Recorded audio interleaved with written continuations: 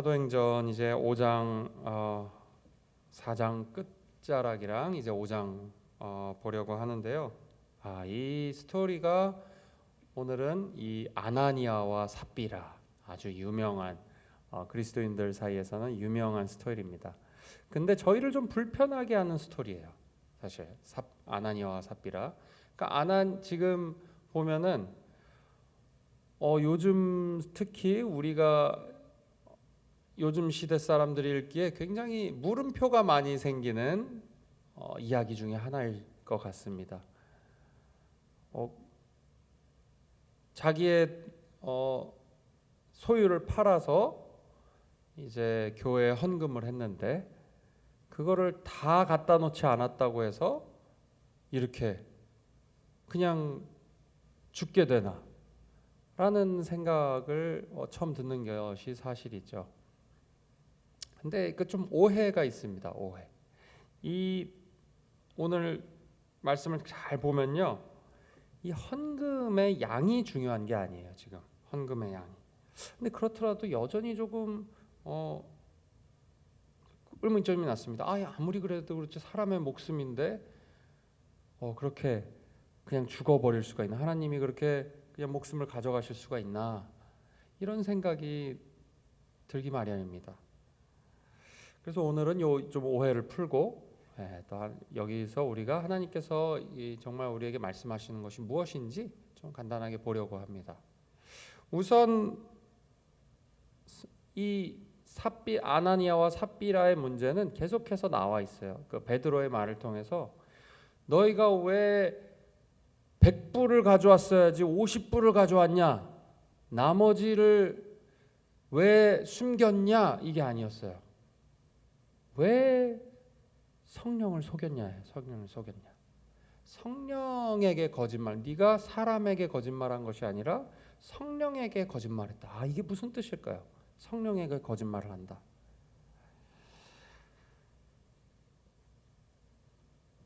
성령을 속이는 일은 단도직입적으로 말하면은 외식하는 것입니다. 외식하는 것. 당연히 외식하는 건 나가서 먹는 게 아니죠. 안과 속이 다른 거예요. 속과 겉에가 안과 속이 아니라 겉과 속이 다른 겁니다. 4절에 보면은 베드로가 이렇게 얘기합니다. 땅이 그대로 있을 때 내 땅이 아니며 판 후에도 내 의미로 마음대로 할 수가 없더냐? 어찌하여 이 일을 내 마음에 두었느냐? 사람에게 거짓말하는 것이 아니요 하나님께로다. 그리고 그 전에 보면 베드로가 가로되 아나니아야 어찌하여 사단이 내 마음에 가득하여 내가 성령을 속이고 땅값 얼마를 감추었느냐. 그러니까 지금 베드로는 네가 굳이 땅을 팔 필요도 없었고 그 판 돈을 다 여기 헌금할 필요도 없었다라는 얘기를 하고 있는 거예요. 지금 베드로가 굳이 왜 땅을 네가 팔 필요도, 그건 네 거고, 그리고 그 판 돈도 너 거라서 너 마음대로 할 수 있는 거 아니냐라는 얘기를 하고 있어요. 그러니까 지금 너가 헌금할 필요도 없었다. 근데 왜 그러냐? 이런 얘기가 되겠죠. 결국은 지금 성령을 속이는 행위를 했다는 건데요. 지금 이 마음에 두 마음이 있다는 건데 문제는 이겁니다. 안에는 욕심이 가득한데 무슨 이유인지 겉으로는 욕심이 없는 사람처럼 내가 가진 것을 나눠주는 선한 일을 하는 사람인처럼 보이려고 했다는 데 있습니다. 이 성령을 속였다는 게.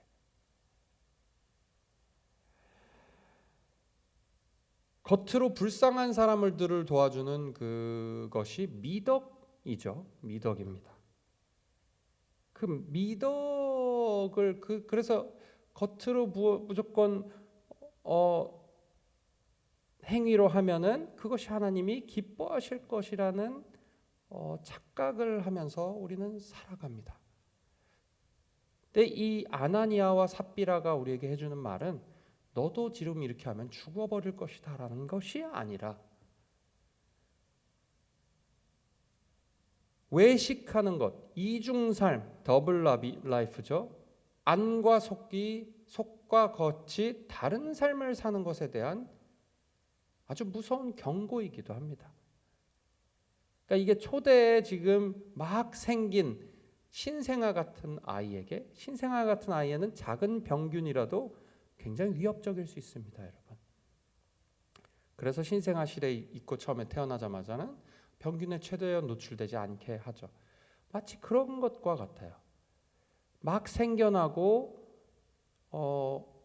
성령의 충만함으로 뜨겁게 서로 사랑하고 서로 나누는 이 교회에 갑자기 불순물 같은 이 욕심에 가득 찬 아나니아와 삽비라가 들어오는 것이죠. 이것을 보면 하나님이 굉장히 무서우신 분이라는 것도 우리가 알 수 있고요. 두 번째로는 그 순수함에 굉장히 하나님께서 모든 것보다 가장 높은 곳에 두시는 것도 알 수 있습니다. 사람의 목숨보다도 어찌하면은 성경적인 신앙, 우리가 아는 성경 전체에 걸쳐서 하나님께서 구원하시는 사람들의 어떤 상태 혹은 그들이 구원받는 과정을 생각하면은 아나니아와 삽비라는 실제로 처음부터 예수님을 직접적으로 자기가 믿고 그 은혜를 깨닫는 사람이 아니었을 확률이 높습니다. 한 실험을 했어요. 병원에 가서 이제 다 짜고 한 사람 빼놓고 다 짠 거예요. 지금 프랭크라고 하죠, 보통. 근데 이게 프랭크는 아니었고요. 소셜 익스페리먼트였습니다. 사회적 실험이죠. 그래서 그 사람 빼놓고 그 대기실에 있는 병원 대기실에 있는 사람들은 다 배우들이에요. 근데 첫 사람이 들어옵니다. 근데 사람이 들어오면 모두가 갑자기 일어나요. 그 사람이 들어오면 한 사람이 들어올 때마다. 그리고 서로 눈인사를 하고 그리고 다 같이 앉습니다. 근데 딱 그 모르는 사람 실험 대상자만 일어나지 않았죠. 어리둥절했습니다. 처음에는. 다시 또 다 앉았어요. 근데 한 사람이 들어오니까 다른 사람이 들어오니까 또 다 같이 일어났어요. 그렇게 사람이 한 사람 한 사람 들어올 때마다 사람들이 일어났어요. 근데 한 3번, 4번까지는 그 피실험자가 움직이지 않았습니다. 근데 한 5번째부터 같이 일어나기 시작합니다. 그 이유도 모르고. 이 실험이 얘기해 주는 건 뭘까요? 우리는 사회적 동물인데요. 우리가 마음이 없더라도 그리고 진짜 그것이 위의가 무엇인지 깊이 깨닫지 않고도 충분히 다른 사람이 하는 것을 똑같이 따라할 수 있습니다. 이 아마 아나니아와 삽비라도 비슷한 경우일 거예요. 근데 마음의 욕심은 그대로 있죠. 새로운 마음을 가지고 살아가지 않은 것이죠. 여기서 우리에게 그러면 해주는 거, 우리가 그러면 구원받지 않아 아나니아와 삽비라 같습니까? 그런 얘기는 아닙니다. 하지만 이 욕심은 우리가 아나니아와 삽비라와 다르지 않아요. 아무리 구원의 확신이 있고 마음의 새로움이 있어도 마음의 욕심이 있어요. 우리가 그것이 얼마나 우리의 신앙생활에 큰 걸림돌이 되는지를 우리에게 경고해주고 있는 것입니다. 이 말씀을 통해서. 결국은 이 아나니아와 삽비라의 문제는 겉과 속이 다른 것인데 그 속에 욕심이 있다는 것이, 욕심을 이 하나님이 굉장히 경계하시고 싫어하십니다. 우리가 다른 성적인 타락, 부정직한 돈을 이거는 욕심이죠. 다른 어떤 죄는 굉장히 쉽게 드러내고 비난을 합니다. 근데 그 욕심에 대해서, 마음의 욕심은 얘기하지도 않고요. 내가 있는지도 깨닫지 못해요. 이 욕심처럼 아주 그냥 숨기를 잘하는 죄가 없습니다. 모두가 욕심을 가지고 살아가요. 하지만 문제는 그 욕심을 그대로 놔두는 것에 대한 오늘 말씀입니다. 그대로 나누고 내가 겉으로 종교 생활을 하는 것이죠. 이 헌금이 결국은 진심이 아니었다는 것이 어떻게 알았죠? 물어봤을 때 이 아내 삽비라가 거짓말을 계속해서 합니다. 그러니까 성령님이 말씀하실 때 마음에 찔림을 주시겠죠. 내가 잘못했거나 마음에 불안함을 주고 그런 거짓말을 했을 때 이것이 내 욕심 때문에 하는 것인가.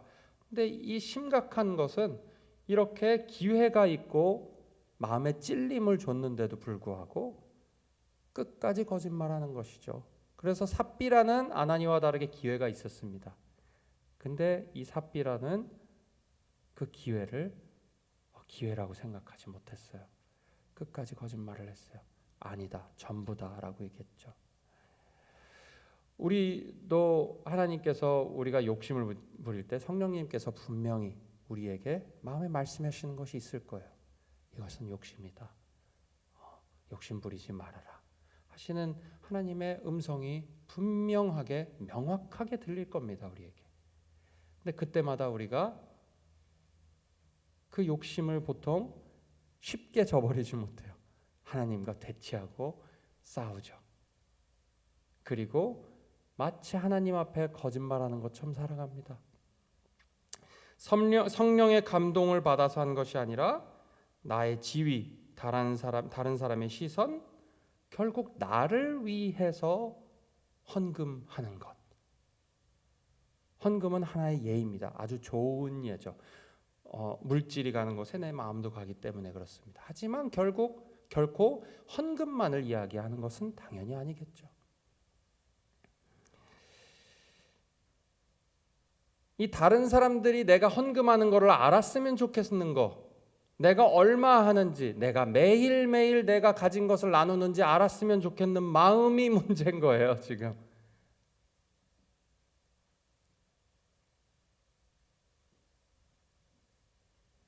마음의 욕심은 그대로 가득한데. 그러니까 하나님이 원하시는 것이면 그러면 우리가 어떻게 해야 될까요? 그 전에 보면은 바나바를 예로 들어 있어요. 바나바는 나중에 이 바울과 아주 전도 여행도 첫 번째 전도 여행도 같이 가고 아주 유력한 인물이었죠. 근데 이 바나바, 이 전에 4장에 나오는 바나바를 보면은 제가 한번 읽어보겠습니다. 저희가 힌트를 얻을 수가 있어요. 바나바를 보면 믿는 무리가 한 마음과 한 뜻이 되어 모든 물건을 서로 통용하고 제 재물을 조금이라도 제 것이라 하는 이가 하나도 없더라. 사도들이 이 큰 권능으로 주 예수의 부활을 증거하니 무리가 큰 은혜를 얻어 그 중에 핍절한 사람이 없으니 이는 밭과 집이 있는 자는 팔아 그 판 것의 값을 가져다가 사도들의 발 앞에 두매 저희가 각 사람의 필요를 따라 나눠주미러라. 구브로에서 난 레위족인이 있으니 이름은 요셉이라. 사도들이 일컬어 바나바, 번역하면 권위자라 하니. 근데 이게 좀 권위자라는 얘기는 사실 원어로 보면요, 영어로는 좀 더 원어에 가깝게 해석이 돼 있습니다.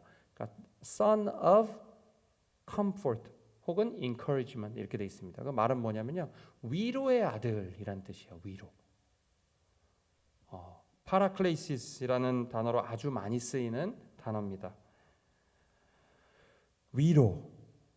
이 위로의 아들과 지금 삽비라와 아나니아가 두 개가 극명하게 대치돼 있습니다. 그러니까 지금 모든 사람이 뭐 물건을 판 건 아니에요. 가난한 사람이 있었습니다.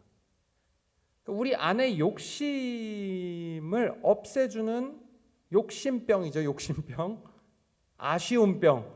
나 이거 내가 좀 가지고 싶은데.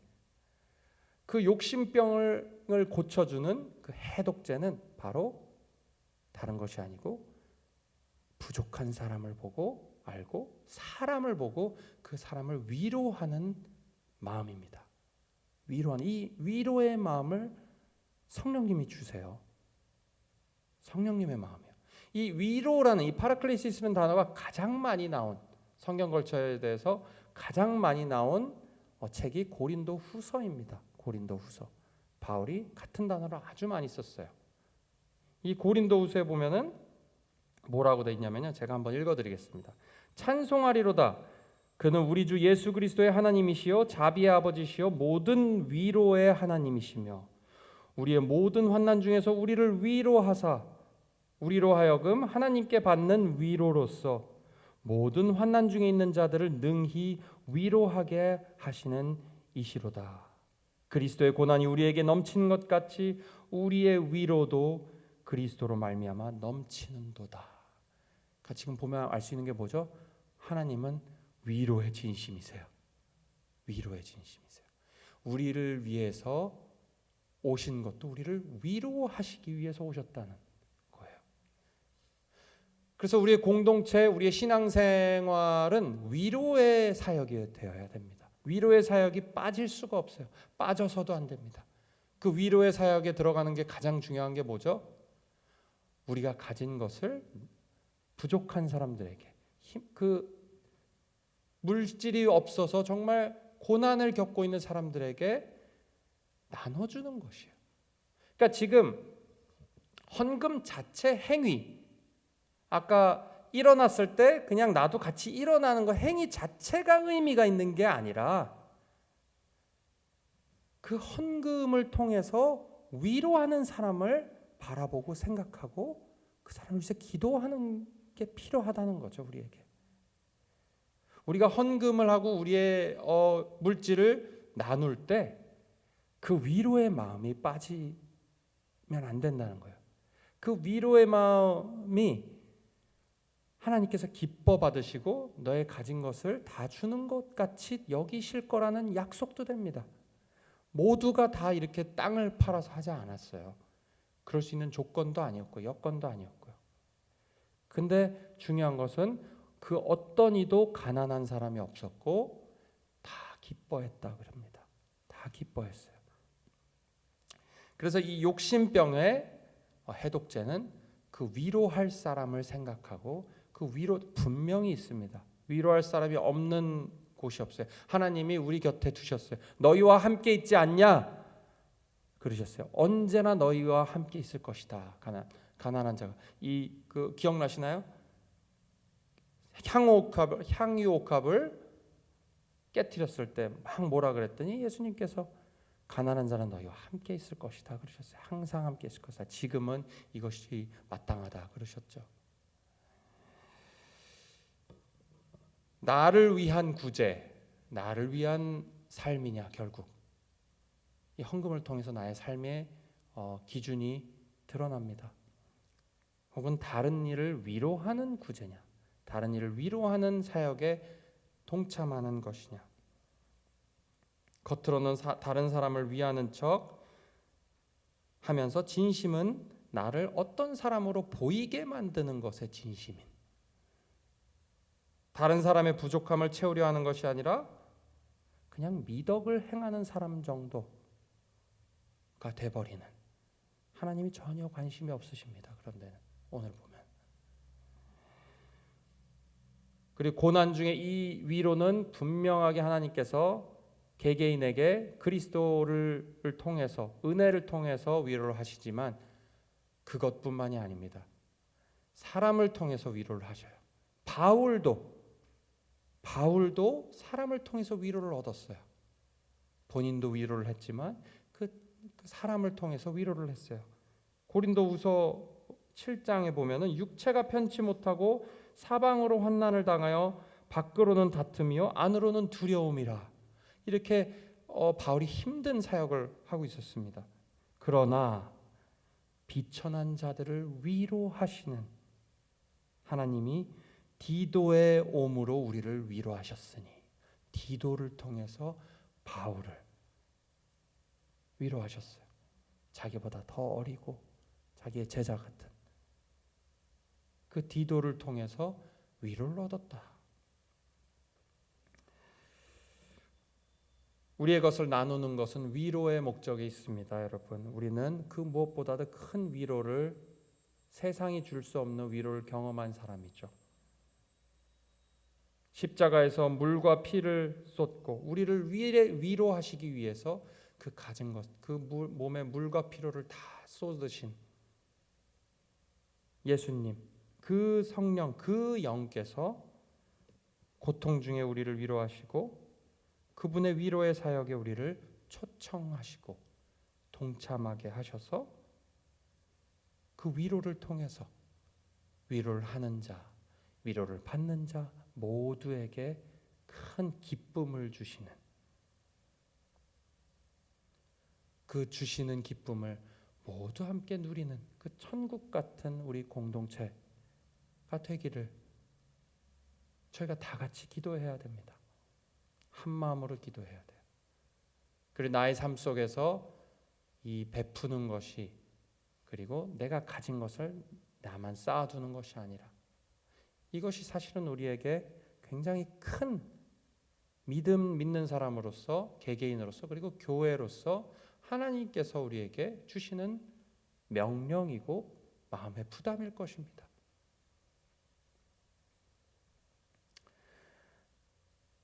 마지막으로 제가 몇 가지 제가 이야기들을 생각을 하고 말씀을 드리려고 했는데요. 마지막으로 아주 재밌는 얘기를 하고 말씀을 마치려고 합니다. 이 100불짜리와 1불짜리, 100불짜리 1불짜리가 서로 이제 만났어요. 100불짜리가 막 이제 거들먹거리면서 얘기합니다. 1불짜리. 나는 뭐 고급 레스토랑도 가보고, 난 진짜 유명한 사람도 만나봤고, 난 대통령도 만나봤어. 그리고 나는 못 가본 데가 없어. 진짜 좋은 데는 호텔도 너무너무 좋은데 고급 호텔도 많이 가보고, 너는 어디 가봤어? 이렇게 물어봤대요. 그랬더니 1불이 너무 좋겠다 너. 나는 그런데 한 번도 안 가봤어. 근데 내가 매일매일 아주 자주 일주일에 한 번 가는 곳이 있어. 바로 교회야. 이게 무슨 뜻일까요? 사람들의 씀씀이가 자기의 좋은 것 누리는 것, 고급 레스토랑 가서, 그리고 좋은 호텔 가서 자신의 삶을 인조이 하는 데는 아주 제네러스해요. 자신을 위해서 쓰는 것은. 근데 교회는 그렇게 인색하다는 것이, 결국 이게 표현하는 거는요, 나타내는 것은 교회뿐만 아니라 다른 사람에게 쓰는 것, 나를 위하여서 쓴다고 생각하지 않는 것에는 아주 인색하다는 것이죠. 이게 우리의 모습입니다. 얼마나 많은 사람들이 같은 마음이 있으면은 이런 스토리가 나오지 않았나 싶습니다. 오늘 말씀을 통해서 저에게 하나님께서 하시는 말씀은 우리의 이 욕심을 버릴 수, 욕심을 그냥 버리지 못합니다. 하나님의 은혜가 아니면요. 근데 하나님께서 우리에게 주위를 둘러봐라. 위로가 필요한 사람들을 생각하고 그들을 기도하고 그들을 위해서 그들의 필요를 채워주는, 그러면 서서히 나의 욕심이 줄어들고, 또한 하나님 앞에서 내가 이중적인 생활을 하지 않게 되는, 우리 모두가 그 위로를 주는 사람이 되고, 또 위로를 때로는 필요할 땐 받는 사람이 되는, 하나님께서 주시는 위로의 사역에 동참하는 우리 모두가 되기를 주의 이름으로 축원합니다. 제가 기도하겠습니다. 하나님께서 당신의 아들을 보내셔서 모든 것을 우리에게 내어주시고, 우리를 고통 가운데 있는 영적인 궁핍, 영적인 기아를 겪고 있는 우리에게 우리를 위로하시고 우리를 풍성하게 채워주시는 분임을 저희가 믿습니다. 영적인 것만 채워주신 것이 아니죠. 주님, 당신은 오병이어의 기적을 일으키시고 배고픔을 채워주신 분입니다. 당신. 하나님, 우리가 다른 사람에게 내 자신의 럭셔리한 삶, 내 자신의 업그레이드된 삶만을 추구하는 것이 아니라 나의 필요를 주님 채워주셨으면, 그 나머지 잉여를 주셨으면 그것도 나눌 줄 아는, 위로할 사람을 찾고 필요한 사람을 찾아서 모두가 기쁨을 누리며 사는, 하나님께서 주시는 그 놀라운, 세상이 줄 수 없는 그 기쁨을 누리면서 사는 우리 모두 되게 하여 주시옵소서. 마음의 욕심을 어떻게 할 수가 없습니다. 하나님, 안 된다는 걸 알면서도 그 힘이 너무 강하게 느껴질 때가 있습니다. 그때마다 성령께서 다그치셔서 저희를 강권적으로 역사하셔서 욕심을 없애주시고 주님처럼 정말 바울처럼, 그리고 바울을 위로했던 그 교회처럼 저에게도 그런 제네러스한 관대한 마음 주시옵소서. 그래서 주님께서 우리 삶에서 주시는 이 초대교회에도 주셨던 그 기쁨을 우리도 누리게 하여 주시옵소서. 순종하는 마음 주시옵소서. 예수 그리스도의 이름으로 간절히 기도드리옵나이다. 아멘. 기도하시고 돌아가시면 되겠습니다.